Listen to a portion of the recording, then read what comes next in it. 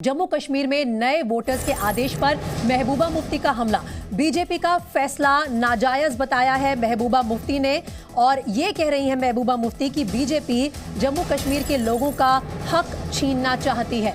जिनके घर नहीं है उनके भी वोटर कार्ड कैसे बनेंगे, ये सवाल पूछ रही है महबूबा मुफ्ती, और बीजेपी के प्रशासन के इस फैसले को नाजायज बता रही है।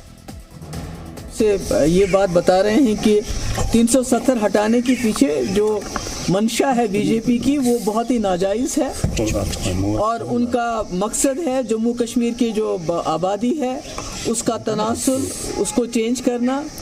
और अब ये शुरुआत जो है जम्मू में लोगों का बाहर से सैलाब आएगा, जिसकी वजह से न सिर्फ वहाँ का जो डोगरा कल्चर है उसको नुकसान होगा, बल्कि जो वहाँ का कारोबार है, वहाँ की नौकरियाँ हैं, वहाँ के जो हमारे पास जो वसाइल हैं। ऑर्गेनिक फार्मिंग करेंगे तो सिर्फ आपकी ही सेहत ही नहीं बल्कि आपके पैसों की सेहत भी अच्छी रहेगी।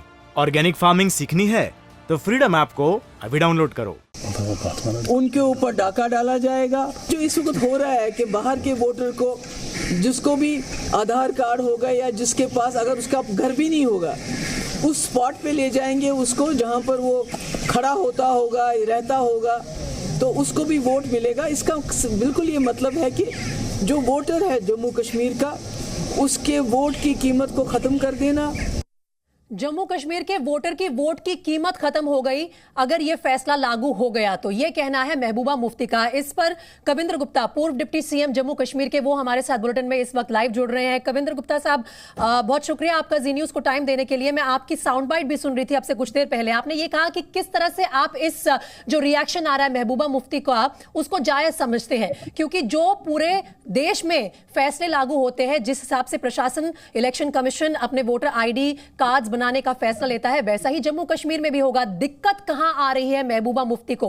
क्या वो फियर मॉन्गरिंग कर रही है? किस तरह से डर फैला रही है वहां के जो स्थानीय लोग हैं उनमें? देखिए, इनको दिक्कत ये है, ये आज भी धारा 370 के पहले के युग में जी रहे हैं और ये समझते हैं कि हमने 70 साल जो वेस्ट पाकिस्तान रेफ्यूजीज थे उनको वोट डालने का अधिकार नहीं दिया। ये सोचते हैं हमने वाल्मीकि समाज को, गोरखा समाज को तो 200 साल से पीछे से, राजा के समय से वहां रह रहा है, हमने उनको अधिकार नहीं दिया। ये भारत में जो कानून लागू होता है, जो भारत के संविधान ने अधिकार दिया है, उससे कोई उन्हें वंचित नहीं कर सकता। वोट डालने का अधिकार सभी को है। और जहां तक महबूबा मुफ्ती का सवाल है, इनका अपना आधार किसका हुआ है, कोई इनको पूछने वाला नहीं, इनको डर है।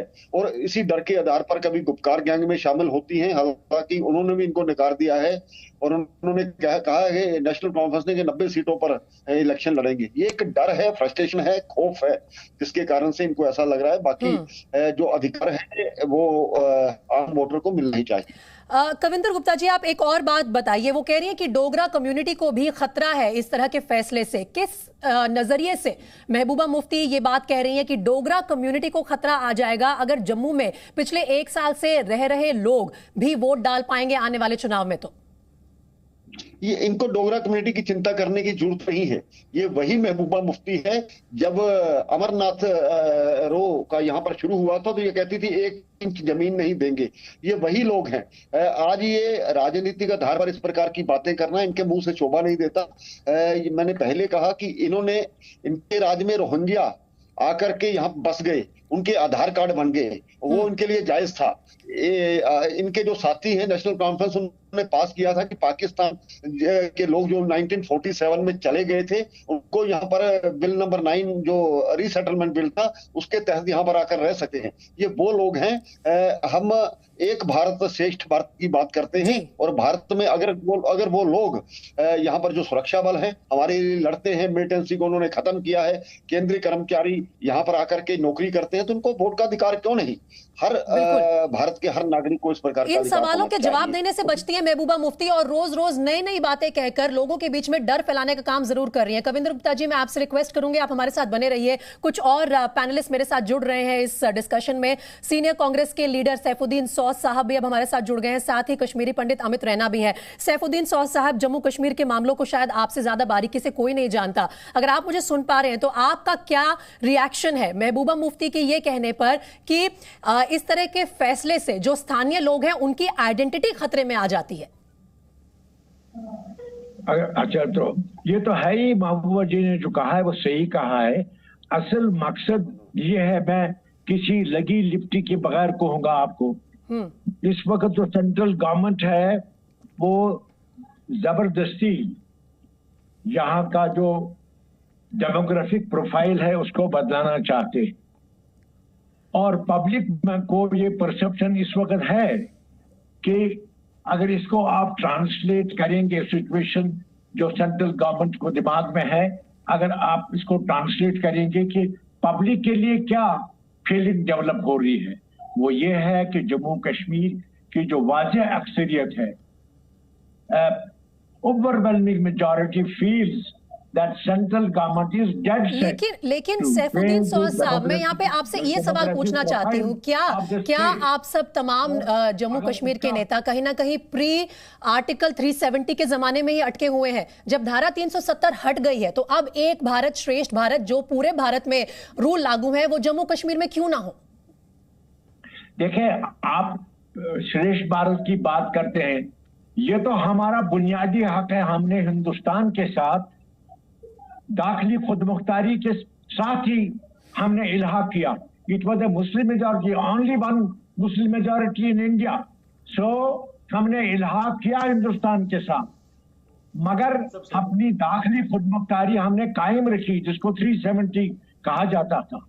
अब भारतीय जनता पार्टी ने एक तरफा तौर उसको खत्म कर दिया, और तब से जम्मू कश्मीर की अक्सरियत नाराज है अंदर से।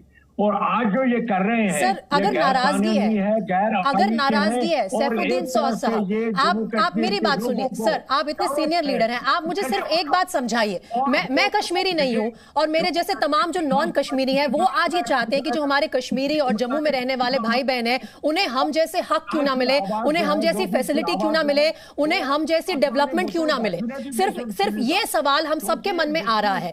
अगर हम प्री 370 के जमाने में अटक के रह जाएंगे, 70 साल पुरानी पूरी हिस्ट्री को लेकर बैठे रहेंगे, तो फिर आगे कैसे बढ़ेगा जम्मू कश्मीर, ये बताइए आप। और अब अगर नाराजगी है लोगों के बीच में तो चुनाव के जरिए वो जाहिर कर सकते हैं, चुनाव की प्रक्रिया शुरू तो होने दीजिए, उस पर भी सवाल खड़े हो रहे हैं। चुनाव की प्रक्रिया से पहले ही ये करते हैं। जम्मू कश्मीर के असेंबली में मशवरा होगा, जम्मू कश्मीर और लद्दाख के लोगों से मशवरा होगा, और वो असेंबली में फैसला होगा। इस वक्त सेंट्रल गवर्नमेंट, वहां से सेंट्रल गवर्नमेंट का ऑर्डर चल के नहीं होगा, ये बगावत की दावत है। ये कश्मीर के लोगों को कहा जा रहा है तुम उठ खड़े हो जाओ और अक़वाम मुत्तहिदा में, यूनाइटेड नेशन में आपकी आवाज सुनी जाएगी, क्योंकि एजेंडा में। लेकिन सैफुद्दीन सौद साहब, जब आप जैसे सीनियर लीडर महबूबा मुफ्ती जो कि फॉर्मर सीएम है जम्मू कश्मीर की, वो ये बोलते हैं कि हम लोगों को बांटने की कोशिश की जा रही है, हमारी आइडेंटिटी खतरे में आ रही है, तो ये फियर मॉन्गरिंग भी तो हो रही है। लोगों में आप डर क्यों फैला रहे हैं? अगर समझदार जनता है, 18+ के लोग अपना वोटर राइट रखते हैं, उनके वोटर ID बनने दीजिए, और जब टाइम आएगा तो वो ऐसे लोगों को भी अपना फैसला सुना देंगे। डेमोक्रेसी की यह खूबसूरती है, हम डिक्टेटरशिप में नहीं है, हम किसी मिलिट्री राज में नहीं है। अरे बात सुनिए, ये तो अपमान है हमारा। हमने दाखिली खुद मुख्तारी के बाद इल्हाक किया है, और 370 को खत्म करना गैर आईनी और गैर कानूनी है, और इसमें तो कहते हैं ये तो डेमोक्रेसी चेंज कर रहे हैं। ऑर्गेनिक फार्मिंग करेंगे तो सिर्फ आपकी ही सेहत ही नहीं बल्कि आपके पैसों की सेहत भी अच्छी रहेगी।